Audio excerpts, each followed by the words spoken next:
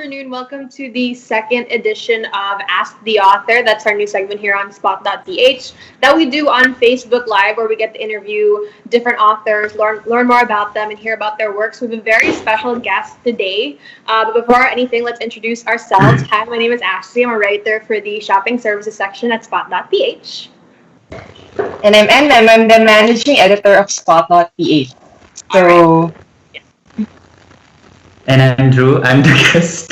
Well, I'm going to tell a little more about our guest first. Sorry? So, Is that for me? no, it's me We'll tell a little ata. more about our guest first.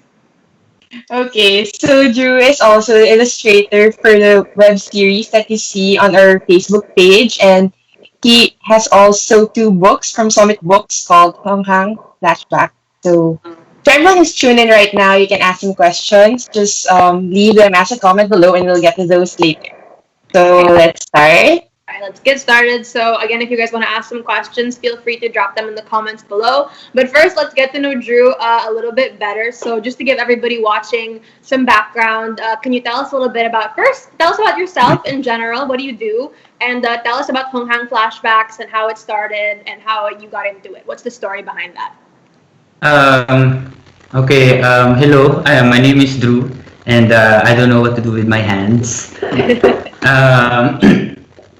So my name is Drew. I'm a 30-year-old graphic designer full-time.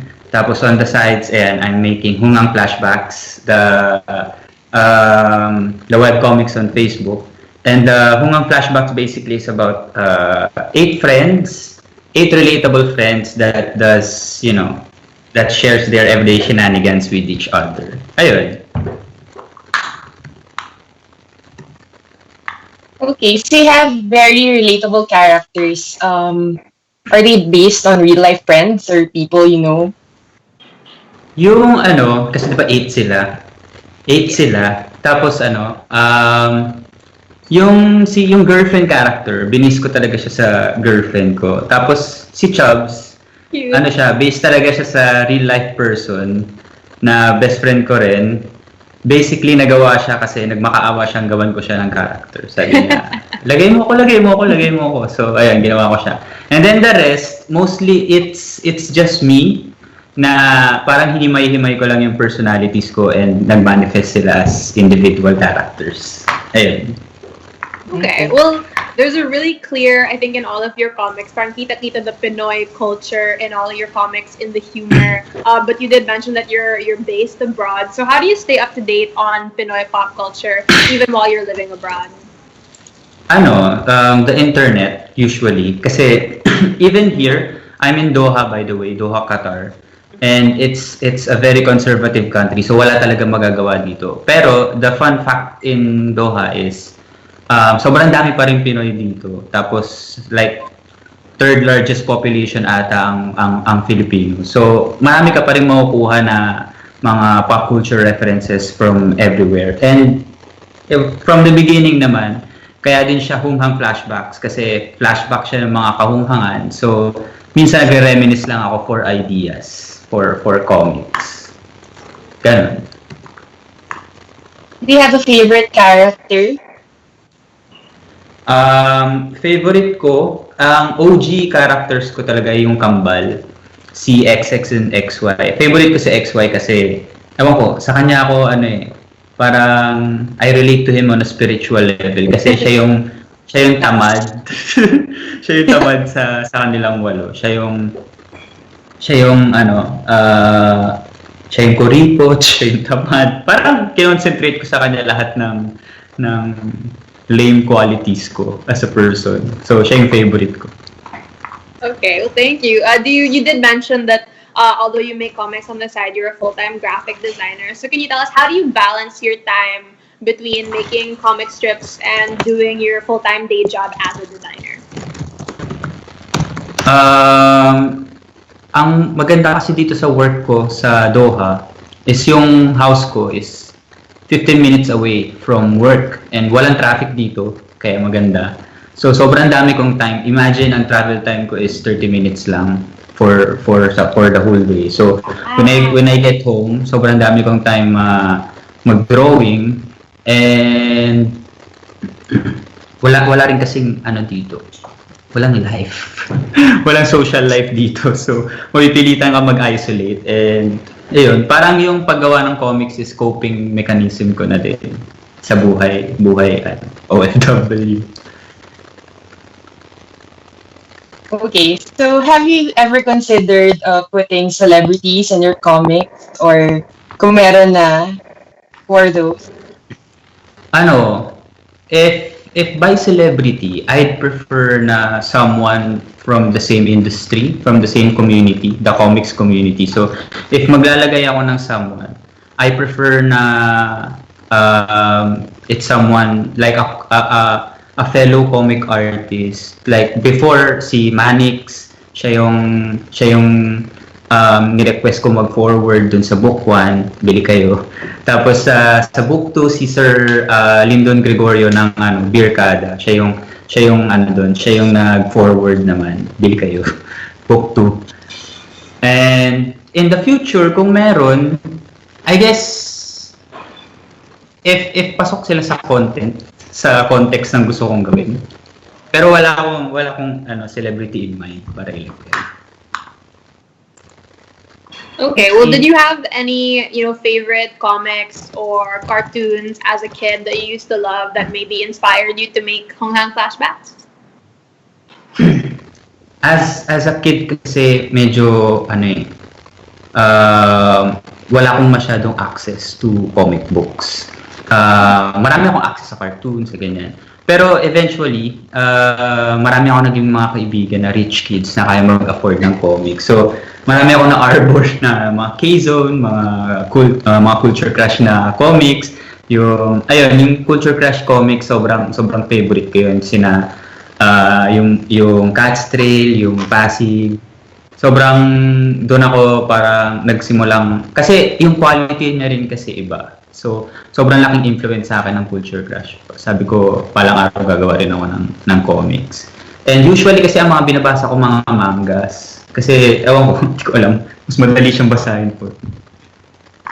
Ayun. Okay. So, for your comics, where do you get inspiration, and are there mga scenarios na kinuha mo for real life or some random inspo? Like I said before, kaya siya naging Hunghang Flashbacks kasi flashback siya ng mga kahunghangan. So, but for the strips themselves? Yung strips themselves, I believe kasi na any story can be in comics form. So, it's up to the delivery. So, kunyari, magbabrowse na ako ng Twitter, and then may makikita ako dun something funny, parang i-reinvent ko siya into ang Hunghang Flashbacks comic strip. Tapos, minsan din yung mga real life friends ko, nagko-contribute sila ng ideas. Pero usually, mga shower thoughts lang. Yung mga pipikit ko lang. Ano magandang joke? Kaya minsan, minsan corny, kasi minsan pinipilit ko na. Nag-reply yung mga friends ko, bakit ko daw sinabing 30-year-old graphic artist? Hindi naman daw ako 30-year-old. Okay, thank you. For those who are just tuning into the Facebook Live now, we're sitting down with Drew Borja, the creator of Hunghang Flashbacks. So if you guys have questions, feel free to drop them in the comments below, and we'll get to those in a little bit. Drew, can we ask, what's your routine like when you come up with comics or when you come up with punchlines? Parang everyday ba? Like, nagpa-practice ka? What do you do when you come up with them? Actually, ang ginagawa ko, meron akong notepad app sa phone. Tas madali kasi makalimot ng idea. So, every time magkakaroon ako ng idea, sinusulat ko siya agad sa phone. Ang nakakatawa dito is yung keywords na ginagamit ko, after ko siya i-revisit, di ko na alam kung para saan siya. Like, for example, ito, nagsulat ako ng glue joke. What the hell is a glue joke? Hindi ko na alam. So, ang ginagawa ko minsan, if meron ako naisip, dinodrawing ko na agad. Tapos, with regards to the ideas, parang kinategorize ko siya eh. Kasi yung HHFB, yung comics niya is parang pwede mo siya i-categorize with sa puns, pick-up lines, relatable content, mga ganun. Kaya if you look at the comics, minsan nagpa-puns lang sila. Like lately, yung Mother's Day post ko, actually repost. Sabi lang niya, meron siya ini-interview na chicken. Tapos sabi niya, Mrs., mahirap po ba magpalaki ng bata? And then the next panel, since chicken siya, ang sagot niya is, sisiw lang, iha. Kasi hindi naman siya papalaki ng bata. Papalaki siya na sisiw. So ayun, parang mga ganong puns lang. Minsan may ideas, minsan madami, minsan totally wala. So, ayun. Okay, for the next question, what advice can you give to aspiring artists? And in connection with that, there's also a question. One of our viewers here is asking, what do you do kapag may artist block ka? So I think you can answer that in one go na lang. Okay. My advice sa mga aspiring comic artists, you will suck at first, sobra. You will feel bad about your creations. But that's totally normal. Yung Hunghang Flashbacks is hindi siya yung first webcomic attempt ko.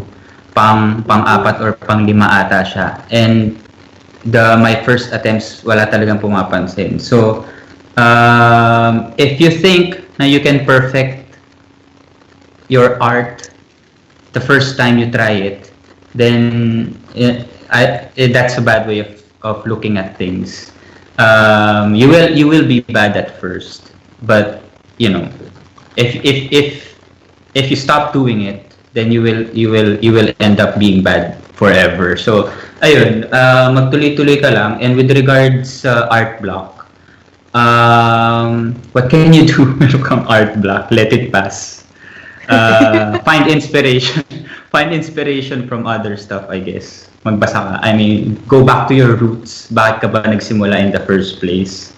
Ako, whenever I have art block, nagbabasa ako ng other webcomics. Meron ako isang favorite webcomic na binabasa. And parang, meron siyang 500 chapters na pang-apat na beses ko na ata siya binabasa. Ayun lang. Just don't give up. Okay. Napaka-generic advice. Well, there's so many people watching and so many people commenting, asking questions. So it looks like a lot of people look to you for inspiration for their art. But how about you? Do you have any like favorite artists or real life inspirations who inspire your comics? Marami. Kasi I started Hunghang Flashbacks while nandito na ako sa Doha. So I don't really mingle with the Pinoy comic scene sa Philippines. Minsan lang pag nakauwi lang ako. And after I met a lot of artists sa Philippines, instantly naging inspiration sila sa akin. Maraming mas na-inspire ako ng mga indie artists rather than the mainstream artists. Kasi mas matindi yung drive ng mga indie artists. Like, andyan sina Rob Cham, tapos yung good friend ko na nagsulat siya ng horror comics, Darahog, si Kael Molo. Magaganda yung comics niya, you should check it out. Tapos yung mga big hitters din, like sina Sir Budgetan, yung 13, yan, mga magagandang comics din yan. Ayun, basically the list goes on. Pero sobrang daming inspiring Pinoy artists na pwede mong gawing role models. Marami rin akong role models na international artists. Pero wala akong time mag-isip. Basta meron. Okay, so can you give us an idea of what you have planned next? So maybe new characters? Book 3 joke. Yung Hunghang Flashbacks, kasi ayoko maumay, ako and yung mga readers. So, binabranch out ko siya. Recently, nagkakaroon ako ng parang semi-spin-off. Yung mga older siblings nila, yung stories ng older siblings nila yung kinikwento ko, which is more on an office settings. So, kung yung Hunghang Flashbacks is about school life or, the youth, Kasi nga, di ba, flashback. So, itong other spin-off is, you can say, Hunghang present or, I don't know, Hunghang flash forward. Kasi, more on the younger adults. Kasi, in an office settings. As for new characters, marami. Ang problema ko lang is paano sila i-introduce. And then, meron din akong ginagawang something may pagka-continuity. Kasi ang palaging sinasabi ng mga readers is parang gusto nila makakita ng story sa Hunghang Flashback. So, baka yun yung gawin ko next. Parang mahilig sila mag-ship ng characters for some reason. Alright, well... Actually, there's someone here. Go. No, someone here commented, si Maki, who said, Hunghang Flash Forward po naman. Hunghang Flash Forward po naman. Oo nga, no? Actually, kilala ko to. The joke lang. Hindi nyo ba babasahin yung comment na ang gwapo ng artist? Are you single? Binasa mo na eh. Binasa mo.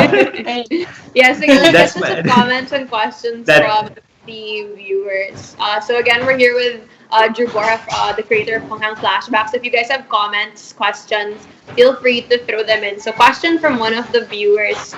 This is from Michael Pajarillo. How did you develop your art style? Someone din is asking, bakit daw walang nose yung mga characters? Bakit walang nose?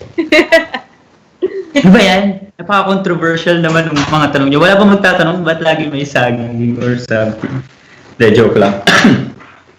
How did I develop the style? At first kasi, if babasahin nyo yung very first comics sa Hunghang Flashbacks, ang goal ko lang talaga is to draw something quick for consistency in posting para I can post every day. So, something na kaya kong i-drawing in 30 minutes, parang ganun. And then, ayun, kaya wala siyang ilong. Kasi drawing the nose takes like 3 seconds. So, tinanggal ko na yung nose para mas mabilis. Tapos, pumili lang ako ng color palette from scratch. Tapos, I told myself, itong color palette lang na to ang gagamitin ko. Ano lang yun, 7 colors pa yun in the beginning. And hindi ako gagamit ng ibang color. So parang it's like a challenge na rin. So dahil doon sa challenge na yun, nagawa ko yung style na Hunghang Flashbacks. Na, wait, gusto kong sagutin ng seryoso kung bakit walang ilong eh. Walang ilong kasi hindi ko alam, I hate noses. Hindi, pero actually nire-regret ko rin eh, na wala siyang ilong. Kasi, mas expressive yung mukha if merong ilong, lalo na if dramatic, kasi pwede kang mag-scrunch ng nose. So, wag niyong gayahin yung style ko. I encourage you to put noses on your characters. Ayun lang. Sige, another question. This one's from Annabelle Yuri. Meron po ba kayong music playlist or song that you listen to every time you make comics? Meron, pero matagal na. I switched to something else kasi medyo hindi ako nakakapag-concentrate kapag it's a music na ewan ko, na gusto ko kasi napapakanta lang ako eh. Now, I listen to podcast. I listen to podcasts na and yung mga Black Tapes podcast kasi mas nasi-stimulate yung utak ko habang may pinapakinggang ibang tao. If you have Netflix, yung Midnight Gospel, ayun, minsan piniplay ko lang siya tapos pinapakinggan ko lang siya in the background. Pero as for music, meron din naman. Usually, fan kasi ako ng J-pop. So, meron akong favorite Japanese rock band na pinapakinggan lagi. Kahit di ko sila naiintindihan, they just sound so good. Just Scandal. And then if my mood, if iba yung mood ko, meron din ako pinapakinggan na parang melancholic music. Yung Phoenix, yung MGMT, Minus the Bear, yung mga Passion Pit, yung mga ganun. Mga surfer dude music. Okay, there's a question from May Uy. may pinapanood po ba kayo na series or films lately? Meron. Ano kasi, may clear attention span ko when it comes to series. Ayoko nanonood ng mga hour-length series. Yung Game of Thrones nga, ginapang ko lang yun eh. I'm starting to watch Breaking Bad kahit na luma siya kasi yung si Chubbs, yung real life Chubbs, lagi na ako pinipilit manood ng Breaking Bad. Tapos sabi ko sa kanya, ang haba yung haba ng isang episode. So ngayon, parang I'll do it for him. So sinisimulan ko na siya. Pero before, more on sitcoms ako kasi bukod sa light watch siya, marami din ako nakukuhang comic ideas sa mga sitcoms like Brooklyn Nine-Nine, yung mga ganun. Medyo on the spot yung question kaya wala akong maisip actually. Sige. We have a question naman from Krista Dela Cruz. Sabi niya, bakit nga ba may saging? Ayan, natanong na. I was afraid of this. Firstly, kasi a banana, ito yung t-shirt ko nga pala is a banana. A banana is a very convenient fruit. Hindi mo kailangan ng knife para balatan. Wala siyang juices na tumatalsik pag kinain mo. You can put it in your pocket and mabilis siyang mahinog. Maraming recipe using banana. Banana is the ultimate fruit. Pero kaya talaga may banana kasi at first si XY, yung character, siya yung character na laging may hawak sa kamay. And then at first ang hawak na talaga is mug. And then, yung second time na dinrawing ko siya, ang hawak niya is saging. And then the third time na idodrawing ko na siya, wala na ako agad maisip ko anong pwede niya hawakan. So, saging na nga lang lagi. So, ayun, lagi na siya may saging. Minsan nakakalimutan ko siya i-drawing with banana. Okay, there's a question from Moiki Buiz. Ano pong app or device gamit niyo sa paggawa ng comic?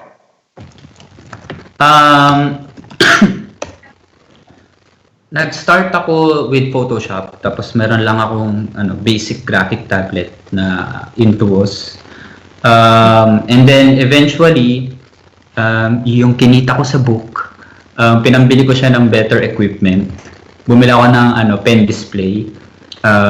Ang brand niya is Huion. If you want to pay me, give me free stuff. Brand niya is Huion. Pen display na siya, so you draw directly sa tablet. And sobrang laki ng boost sa efficiency. Sobrang mas mabilis akong gumawa. And now I use Clip Studio Paint na software. Kasi siya, mas comic friendly. And ang dami niyang assets na pwede mong gamitin. Tapos meron pa siyang favorite ko sa kanya is yung line niya. It's pwedeng vector. Para siyang lista. Masyado na ako nagiging techie. Masyado nang maraming jargon. Ayun. So I encourage you to invest on a Clip Studio Paint software. One-time purchase lang siya, unlike Photoshop na subscription base. Okay. To follow up lang, Drew. Do you still do pen and paper sketches or diretso ka na sa tablet? If nandyan yung gear ko, tinidiretso ko na. Kasi wala akong scanner. Pero before, nagpe-pen and paper ako, then pipicturean ko, alam mo yung mga diskarte na, pipicturean ko, clean up, tracing, ganun. Iba pa rin pag traditional eh. Pero we can't deny na yung convenience ng digital method, yung nabibigay na convenience ng digital, di natin pwedeng i-deny. Like, undo. Yun. Undo lang. Yun lang. Wala iba. Okay, we have another question from one of the viewers here on Facebook Live. Keep sending in your questions, guys, in the comments below. This one's from Andrew Pakleb. He says, if you were to add a new personality to the Hunghang Flashbacks gang, what kind of personality would he or she be? Ang ganda ng pangalan niya, Andrew. Marami ka pangalan siya. Meron akong ginagawang bagong character na antagonizing. Kasi matagal ko nang gusto magkaroon ng character na pwede nilang tapak-tapakan, pwede nilang i-bash, na yun talaga yung purpose niya. I mean, it's still good, clean fun. Pero, ayun, maglalagay ako ng character na epal or party pooper. Yung ganong klaseng character. Basta, you'll love to hate him. Someone na you'll love to hate. Parang ganun. So, kasi na-realize ko masyadong goody two shoes yung Hunghang Flashback friends. So, gagawa ko na someone na kaiinisan nyo talaga with passion. Okay. Ba't may humihingi ng mga soft number? There's a question from June Pauline Sandoval. Drew, so, since may real life daw na chub, may real life pretty friend din ba? And sino? Asking for a friend. Ang specific niya. Alam mo, June Pauline Sandoval. Alam mo, June Pauline Sandoval. Si pretty friend, ano lang siya, she's just the pretty friend. Walang backstory kay pretty friend. And I'm not just saying this kasi nanonood yung girlfriend ko ngayon. I'm not just saying this kasi bakit hindi yung girlfriend character yung ginawa kong pretty friend. So, purely from fiction si pretty friend. She's not based from any real life person. Lalong-lalo na si June Pauline Sandoval. Hindi siya based sa kanya. Okay. May question here from Mark Del Bautista. He said, kailan po ba mapapansin ni XX ang feelings ni Beanie? Feeling ko kasi kapag binigay ko na yung gusto, parang, alam mo yun, mawawala na ng drive yung HHFP. Parang, I'd like to keep the readers hanging. Parang, kailangan lagi kayo may i-look forward. So, if pag binigay ko na yung gusto nyo, baka hindi nyo nabasahin yung comics. De, joke lang. Soon, nakasulat na yan. Nakikita nyo naman yung developments. Sa book 2 kasi, merong development yung yung kwento nila. Kaya kung wala kang book 2, siguro walang book 2 yung nagtanong. So, kung meron kang book 2, merong sort of development doon. Ayun. At saka mahirap kasi siyang sabihin in webcomics kasi yung webcomics is wala namang continuity. So, kaya ko din sinabi na meron akong balak gumawa ng continuous story para magkaroon ng development yung mga ganyang klaseng tanong.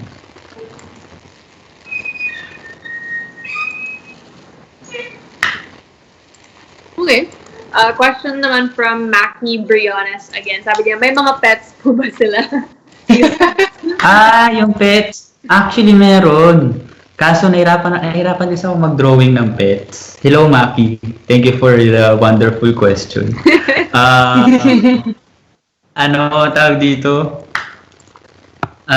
Meron talaga silang pets. Like, in the beginning, si XX and X5, meron silang dash hand. Yung dash hand na yun yung luma kong aso.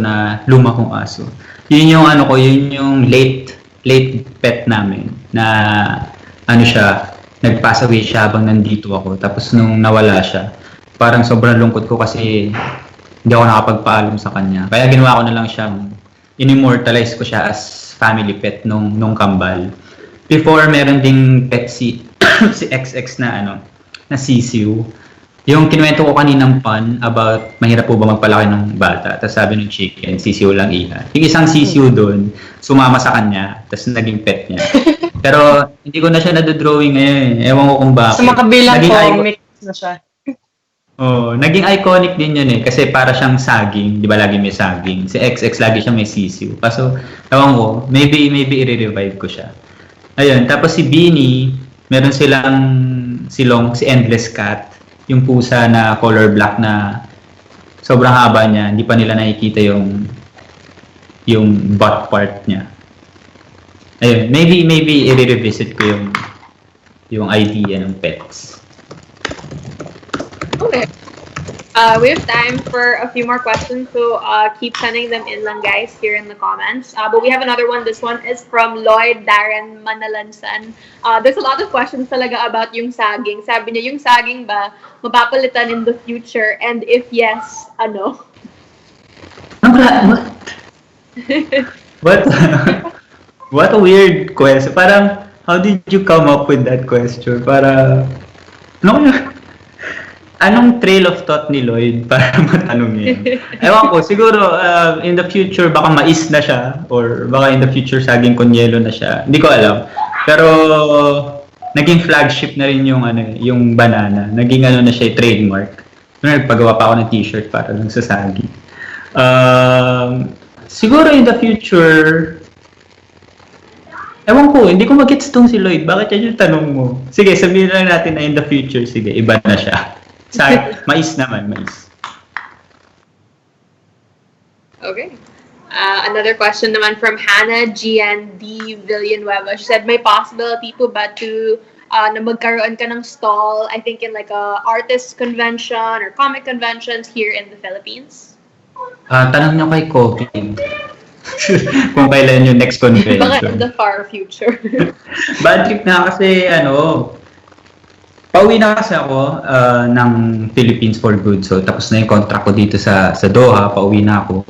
And tiniming ko talaga siya ang uwi ko June kasi supposedly mag-guesting sana, mag-exhibit sana ako sa Conquest sa Iloilo this July. Kaso dahil kay COVID, ayan na-cancel siya.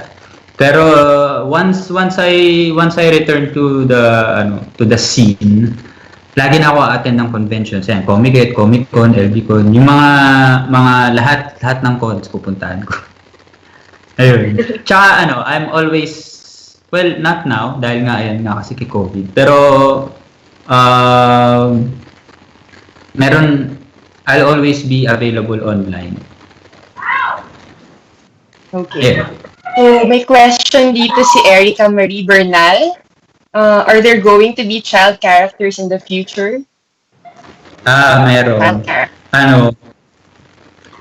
Actually, kasi ngayong quarantine period, sobrang wala lang ako energy mag-drawing. Pero, ang dami ko ng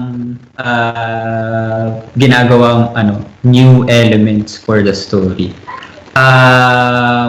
Etong ECQ is parang gagamitin ko siya as some sort of time skip.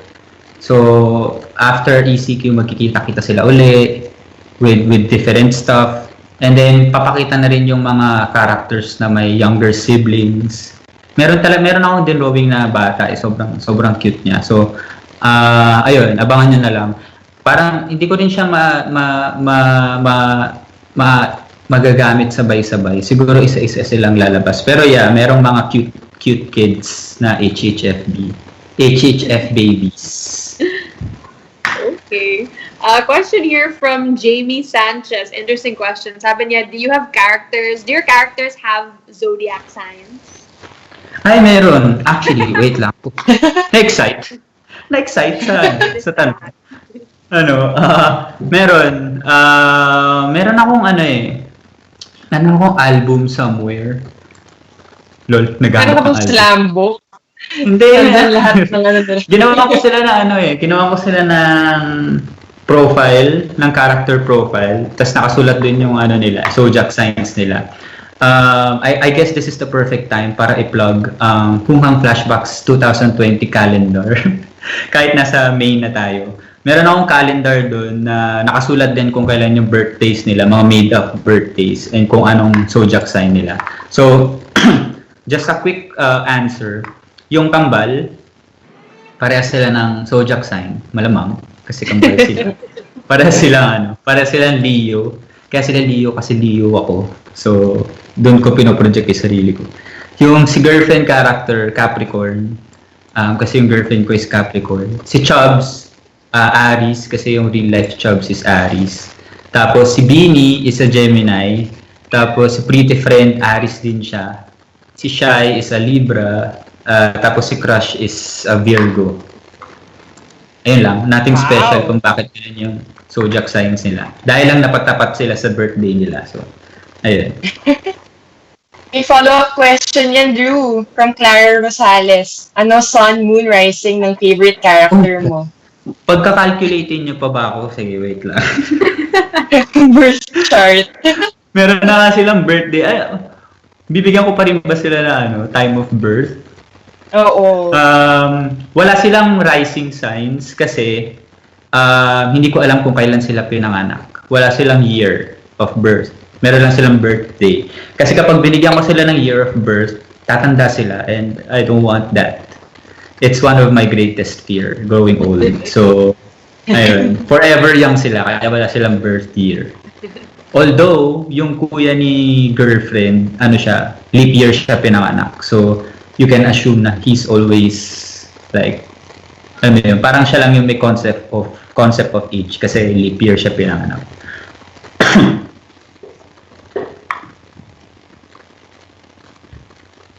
Hello? Yes.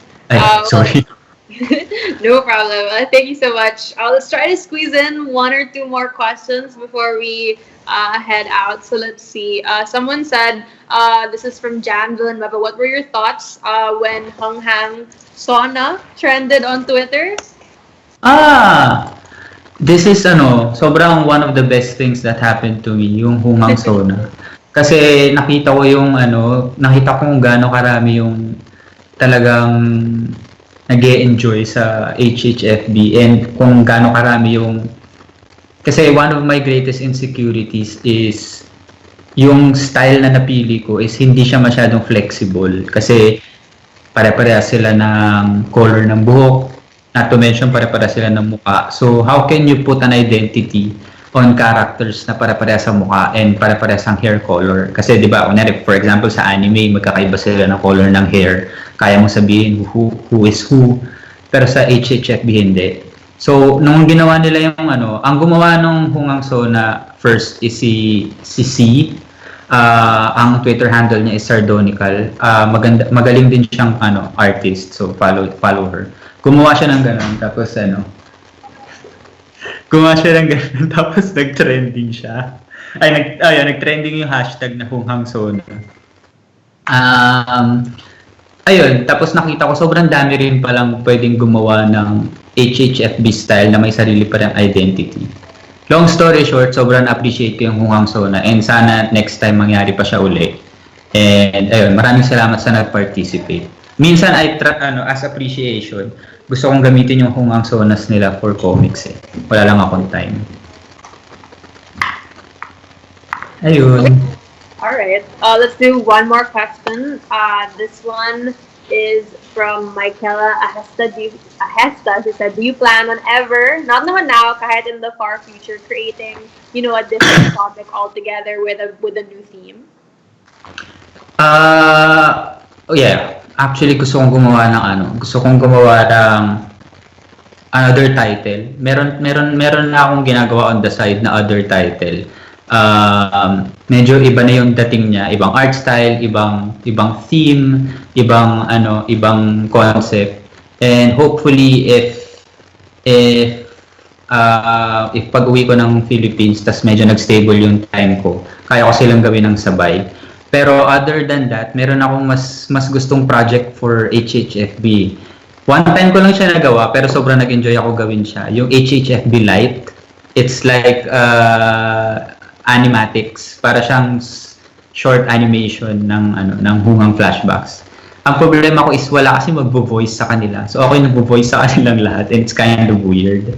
So pag-uwi ko, maybe I can ask my friends to voice them tapos itutuloy ko yung animation. Ayun, nasa YouTube yun and nasa page ko rin if you guys want to take a peek. Ang title niya is Alamat ng Hunghang.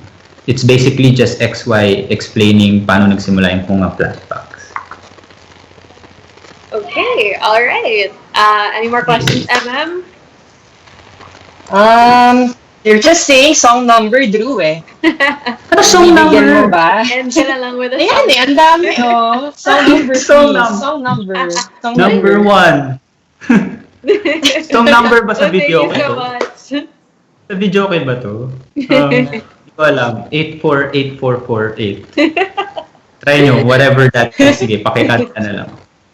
Alright, no song Okay, number. do you want, Promote? Yes. Please let us know where Para can we sa follow you online, where can we find your work, where can we buy it? Yeah. Gusto ko lang sabihin sa lahat ng readers during this ECQ, you can avail the Hunghang Flashbacks book 1 and 2 digital copy ebook sa Shopify tsaka sa Lazada. Tapos yung print copy sa Lazada meron din. Please don't what ano ba sabi ko? Don't forget to buy. Hindi, please buy the book para pag uwi ko meron akong pera. Hindi, ayun lang. Ayun. Check out Lazada and Shopify. Tapos you can always check out Hunghang Flashbacks in Facebook, Twitter, Instagram, para-paras lang yung handles niyan, Hunghang Flashbacks or HH Flashbacks. If pwede nyo rin pala akong i-commission for Hunghang Flashback style artwork ng sarili nyo. Meron akong coffee account, Hunghang Flashbacks. Just look for me sa coffee, ko-fi.com, andun, Hunghang Flashbacks. I do commissions there, andun yung rates ko. Please help me kasi pag uwi ko, wala akong trabaho. So, please hire me. Thank you so much. Thank you so much, Drew, for joining Thank you, us. Drew. For answering Thank everybody's you. questions.